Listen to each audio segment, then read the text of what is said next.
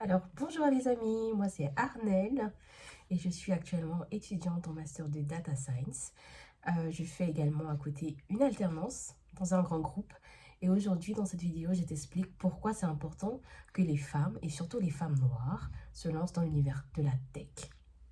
On va revenir dans cette vidéo un peu sur mon parcours, sur comment est-ce que je suis quittée des études de physique médicale qui ne m'intéressaient pas aux études complètement différentes de data science.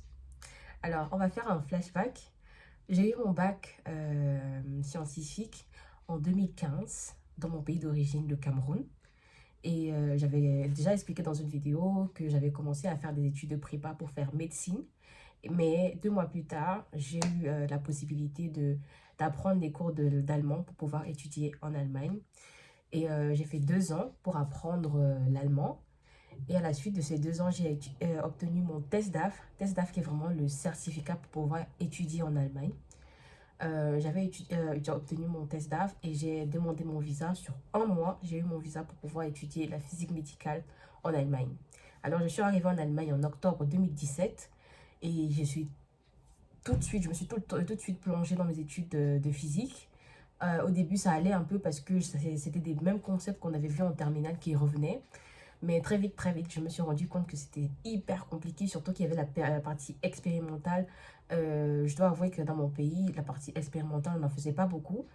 Du coup, quand j'étais devant un oscilloscope ou quand on faisait des examens pratiques d'optique, par exemple, où il faut aligner plusieurs, on appelle ça lens en allemand, il faut aligner plusieurs lentilles pour pouvoir avoir un objectif focal, plan focal et tout ça, j'étais perdue.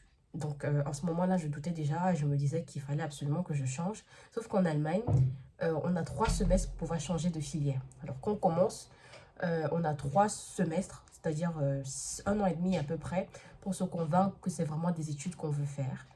Et moi, j'avais passé le délai et je me disais, bon, à quoi bon changer.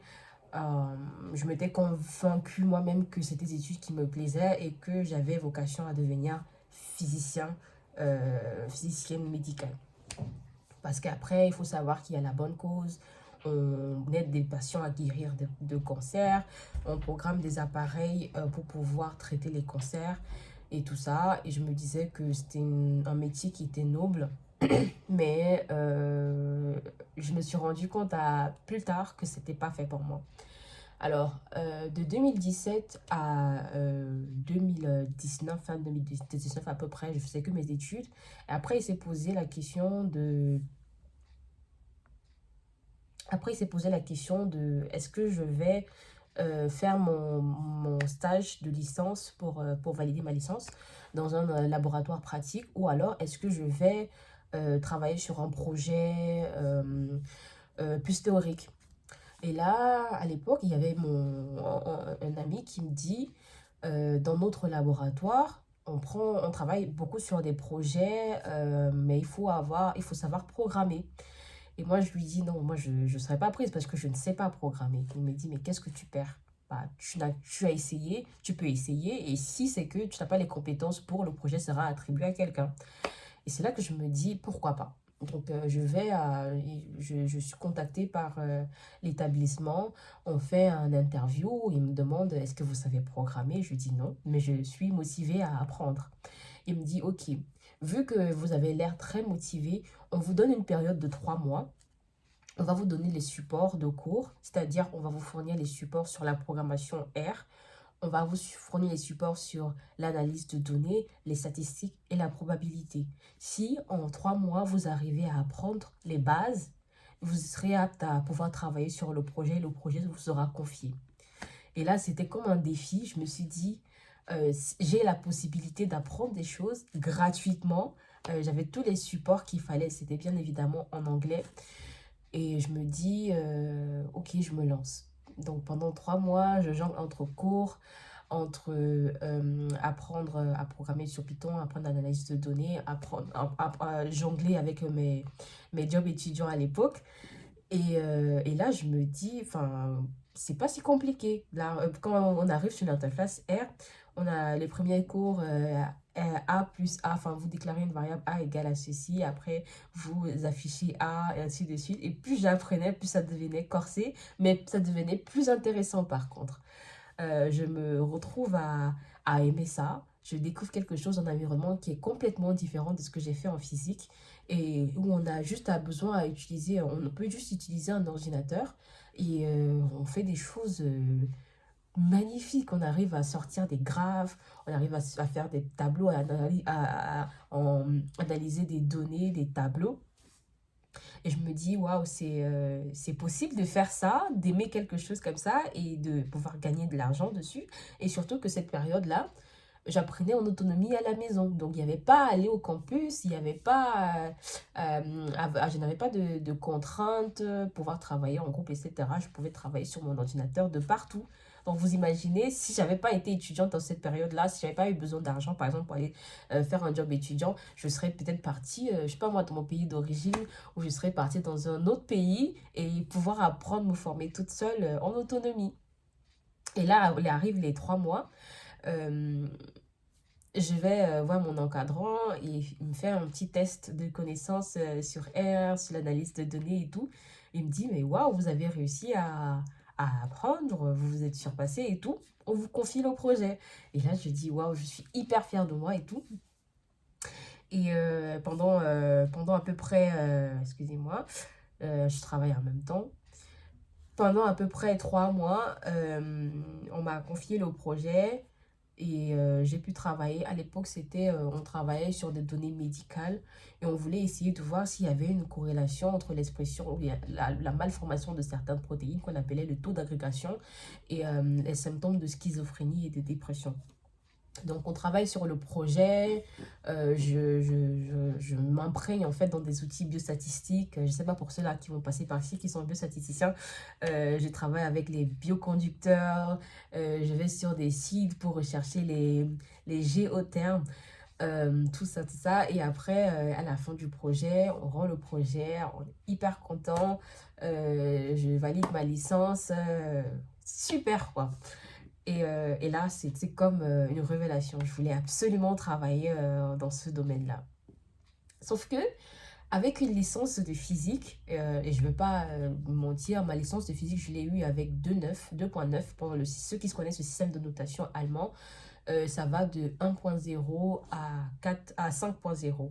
De 1.0 à 4.0, on a validé son module. Et à partir de 4.1, on a échoué. Donc j'avais validé avec 2.9, sauf que dans beaucoup d'universités, pour pouvoir switcher en data science ou en informatique tout court, il fallait avoir 2.5. Donc je me retrouve dans un dilemme, je n'ai pas la note requise pour pouvoir étudier en informatique, pour pouvoir changer de domaine, euh, mais je veux vraiment faire ça. Alors à l'époque, sans publicité, il y avait l'organisme TechLab, ça s'écrit T avec un grand T, ECH Lab, un grand L, A, B, S. Je vois qu'il y a ça et je vois des vidéos circuler, ils font des publicités et tout, et ils disent que leur but c'est vraiment d'apprendre à n'importe qui, à tout le monde, de pouvoir apprendre à coder. Donc je me dis, mais pourquoi pas? En plus, c'est gratuit, c'est dans ma ville. En plus, ils sont un peu dans toutes les grandes villes du monde en fait. Et je me dis, c'est gratuit, c'est dans ma ville. Et vous savez quoi, c'est en distanciel. Là, vous pouvez gérer votre temps comme vous voulez. Vous pouvez gérer à côté des études.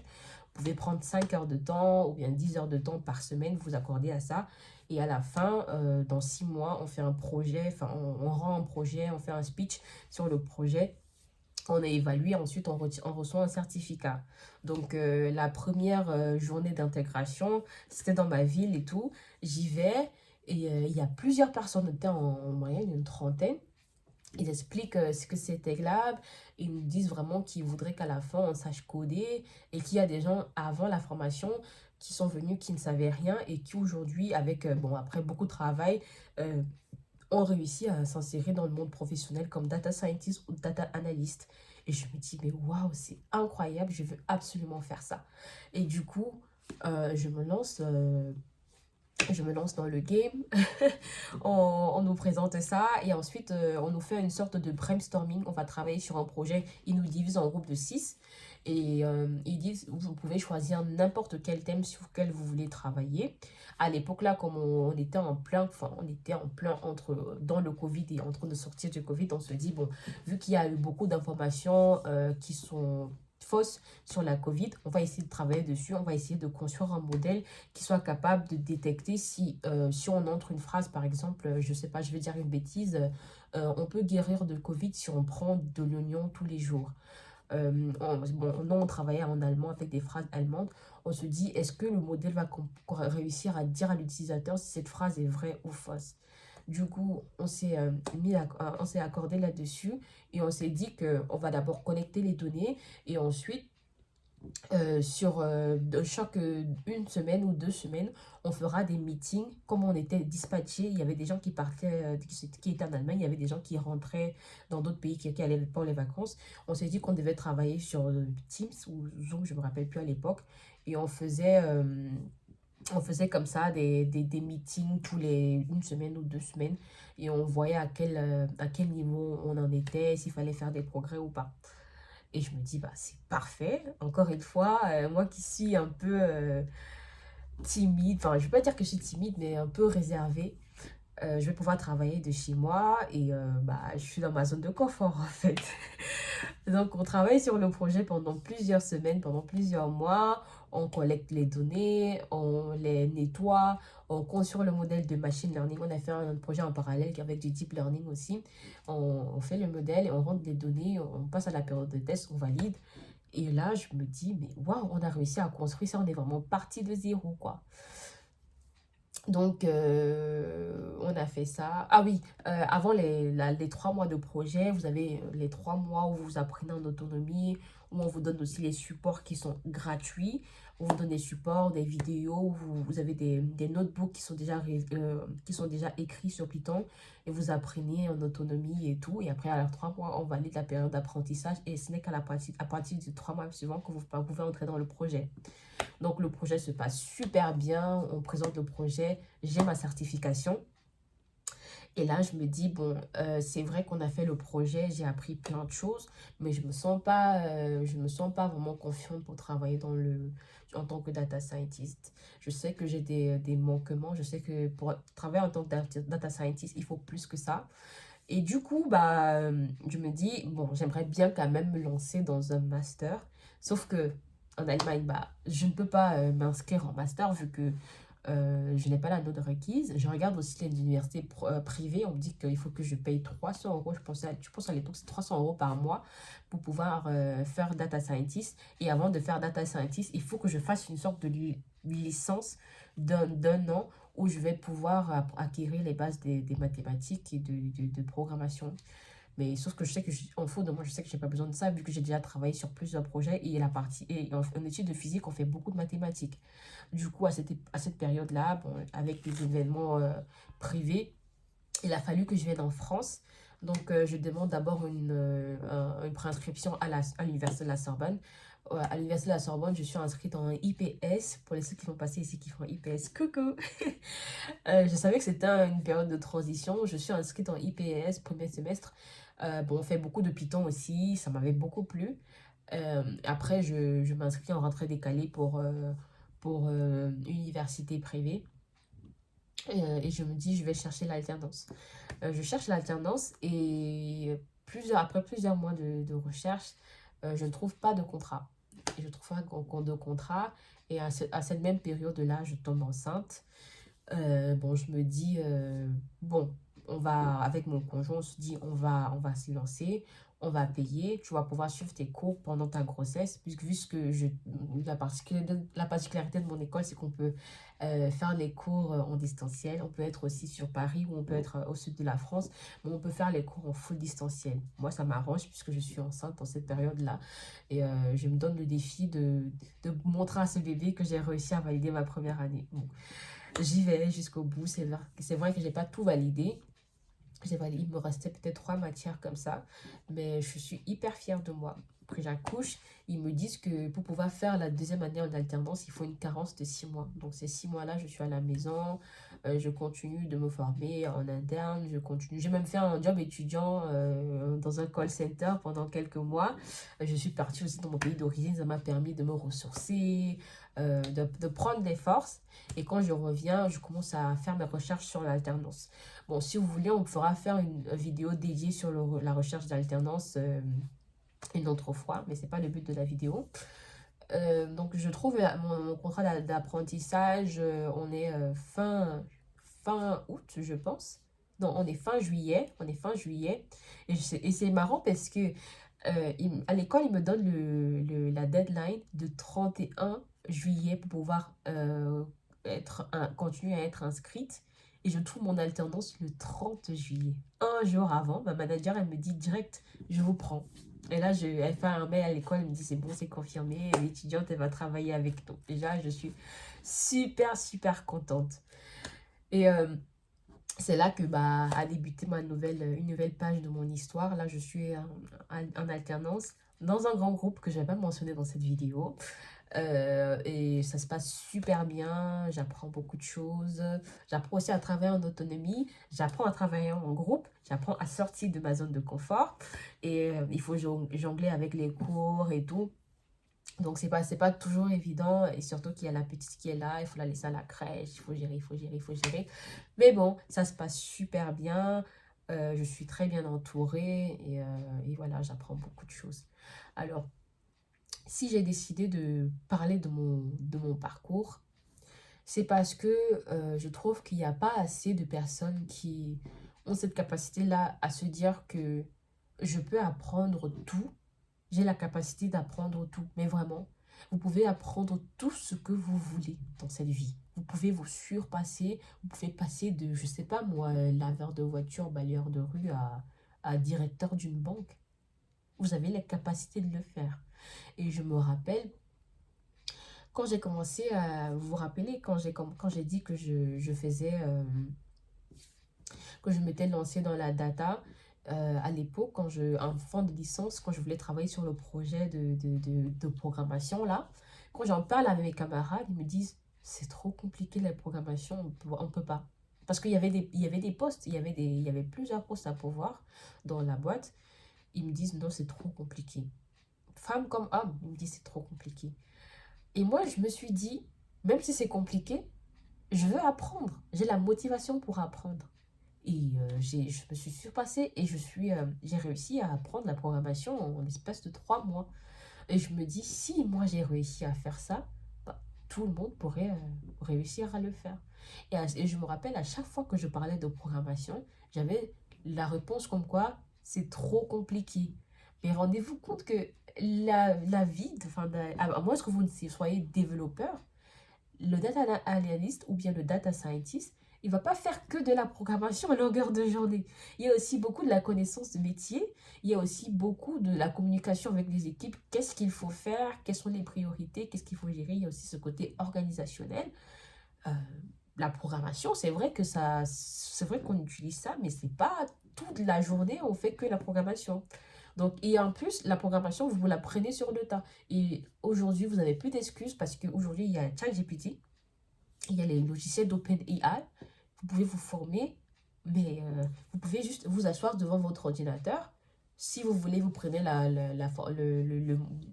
vous payez pour ChatGPT 4 qui est plus complet et vous vous asseyez devant votre ordinateur. Chaque jour, peut-être pendant 1 heure, je vais apprendre à coder. Il va vous apprendre comment déclarer une variable, comment faire une boucle, comment faire une fonction, comment lire un data frame, comment analyser un data frame, comment faire un modèle de machine learning.